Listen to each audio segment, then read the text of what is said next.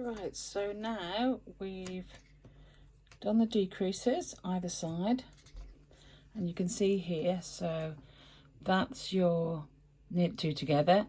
Those two are your two stitches in the middle, there and there, and that's your slip slip knit. So you can see where you get this band down there, and you can gradually see the number of stitches decreasing. The same on the other side. So we're down to 6 stitches there, 6 stitches this side and 12 across here. So we're nearly ready to do the Kitchener, but I've got to just reduce the stitches down to 5.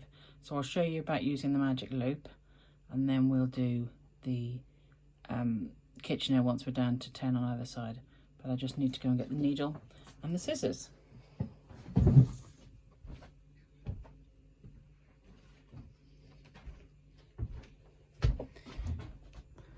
Because being prepared, I didn't bring them over.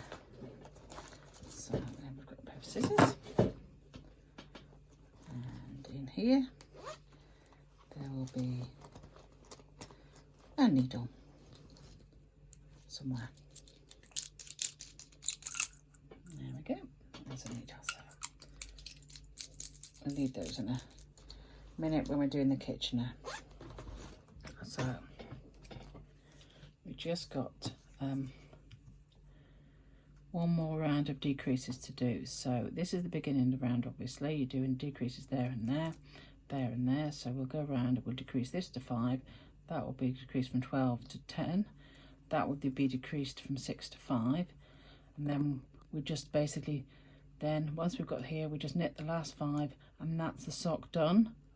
So we'll then be able to cut the arm, thread the needle, and graft the two together. So I'll just show you what I was talking about using the circular needle when it's this small number of stitches, because obviously you can't actually, it's physically too small to knit. So you go about halfway from here, from the needle, and you push the loop out through there, and make sure those stitches that you're going to do next are on the left hand needle. And on the other side I normally go for the last 3 and push the other loop there. So you've got basically,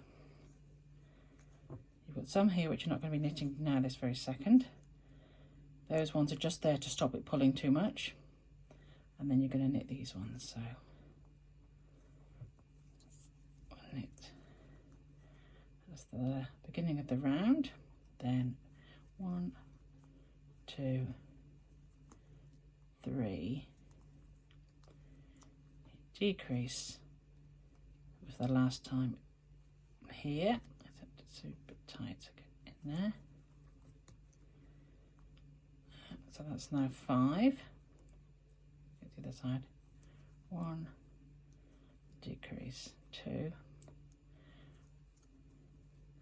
So what I tend to do is when you've got to, you can leave it to, you can knit all of them if you want, but I tend to stop straining the stitches and stretching them too much. I tend to then put it back to normal and do the same thing again. So now you've got those limited number of stitches on here. So we'll go to, I try not to stretch it where it's already been stretched the last time, just to try and even it up. I'm going to go there and push those through. So we've got some live stitches to knit there. Put the last 3 back on here so that we've got it balanced and it's not pulling too much. So we've got from there a marker, we've got knit 1, slip slip knit 3, 4, 5, 6, 7, 8. Your last knit 2 together, 9. So then we've got 10 there, and then when we've done this to 5, then we'll have 10 on the other side. That's your instep, that's the top of your sock, and the others are there underneath. So 1, slip slip knit those 2 together, then I'm going to pull the needle back through, lose those loops again. So now this is the last bit we're going to knit here. That's the middle of the round, so we're going to knit from here. We've done these two, I'm going to knit up to there, and then we will then graft those two sides together. So because we're going to finish here, I'm going to pull the cable through there, and because that's the opposite end and we're going to be grafting these two sides together, I'm going to put the cable through by the stitch marker this time. So now I'm just going to knit to the far end. So that's 1, 2, 3, 4, 5, and now this time, because it's the last row, we can lose that stitch marker, and then 6. Sometimes it can be a bit stiff when you get to this stage, because obviously the round is very small and the stitches are quite small, and there's a bit of strain on the needle, so just go gentle with it. So there we have 10 on there. Let's just check that. Where's the other one?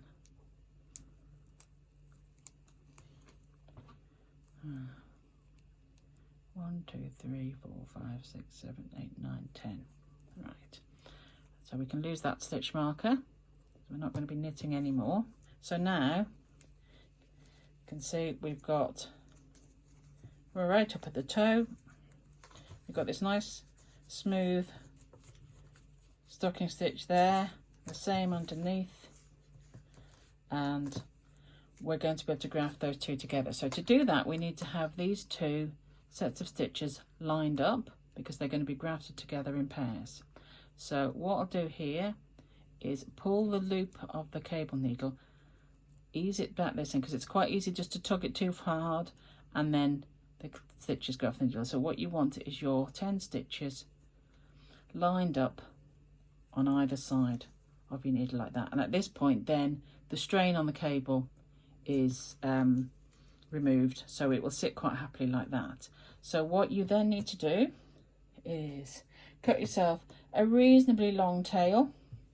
If in doubt, cut a longer tail than you need to, because you're going to be sewing with it and it's a pain. I often cut it about here, and then it keeps coming out at the end of the needle, and that's really annoying.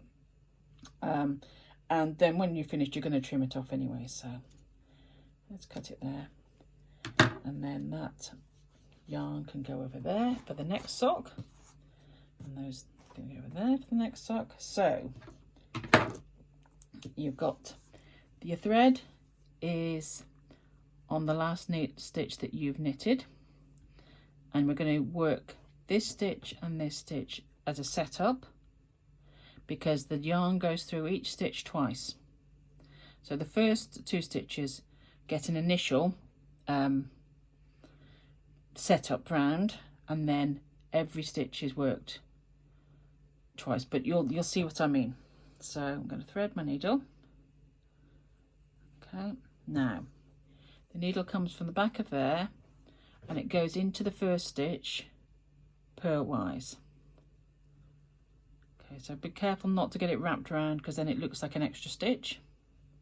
Okay, then again, keep the yarn nice and tidy out of the way, and it goes into this one knitwise. Okay, so that's your setup. Again, you see, you can easily get caught around there, so just make sure it's worth, at this point, just making sure you've still got 10 rather than 11. That one needs tidying up. When I got there, I've caught a bit of the previous stitch on there, but we'll sort that out. Right, so now we get on to Kitchener Proper, which is the badge that you've got with the instructions. So what we do is we go in knitwise on the first stitch, and then that stitch gets slipped off the needle because it's already been made safe. And then we go in purlwise the one behind, but we leave that one on, which is the same as what we did for the first 2 in their setup round. Then we go to the one on the far needle, and we go into this one purlwise, but pull the stitch off, and then knitwise and leave the stitch on. And basically that's it. Now see, again, easy to get caught around there. To say that's it is a bit glib because it's very easy to get confused. So I tend to think in my head as I'm doing it, knit off, purl on, purl off, knit on, knit off, purl on, purl off, knit on. Can be a bit disconcerting pushing your stitches off the needle, but it is basically what you're doing here is you're mimicking the stocking stitch. You can see there, you can start to see actually it looks just like normal knitting. It's always quite a good idea just to sort of tug it to make sure it's even. Sometimes it can pucker up a little bit. So we'll knit off, purl on, purl off, knit on, purl on. You can see why they say do this where you're not going to get interrupted or distracted by humans or animals. Knit off, purl on, purl off, knit on. I have done this for longer pieces of material where say you're doing a seam and it is just so easy to get distracted when you're doing it. When I did that lacy scarf for Vanessa, it was in 2 halves, and then I grafted the 2 halves at the top, and it was particularly because it was lacy, fluffy yarn, and I was very glad when it was done, put it that way. So purl off, knit on. So we've got 2 stitches left, but what I'm going to do is I'm just going to move that one onto this needle a second and just tidy that one up because it's not quite come across properly. But don't worry about that because that won't happen with yours, I promise. That was just me when I was hurrying to do the video, and now I've managed to catch a thread on that one. So there we go. So you're down to your last 2 stitches. Knit off, purl on, purl off, knit on. Then so your last 2, you just basically go through knitwise on that one. There isn't a purl one to go up, and then purlwise on that one. So that's all your stitches secured. You can take your needle out. Now at this point you've got a funny tatty bit here, obviously. That doesn't look nice, tidy, or how a sock should be. So what I tend to do here is move that out of the way, and you see there's a hole there, which is where those 2 stitches have ended basically. So then you pop your needle, still threaded, pop your needle inside, and then that's going to pull all that inside. Now give that a bit of a tug, and you can see there that has mimicked normal stocking stitch. So now I'm just going to turn it inside out and tie it off, and I just really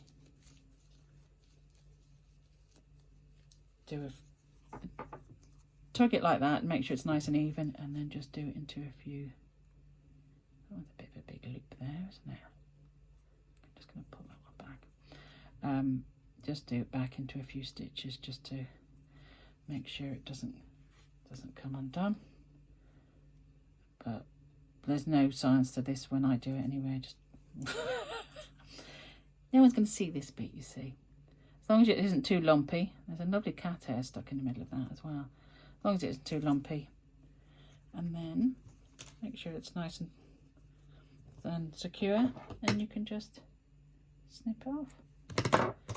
And that, I've got an end there to sew in where I manipulated the thread, as you can see, but that's just going to be sewn in a bit like what I just did then.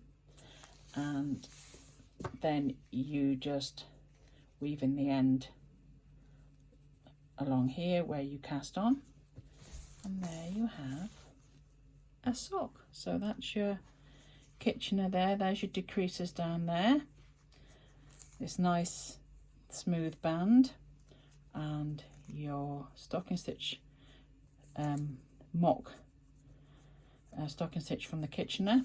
There's your heel, there's your turned heel, there's your picked up stitches, as you can see from the inside. There's your picked up stitches. So these are the ones where you've put the needle through, pull the stitch through, and that gives you, these stitches have gone this way, and this gives you a set of stitches going the other way, which then closes this gap, and then you've knitted down like that, and then you've got a sock shaped sock, as you can see, which will give you many hours of pleasure.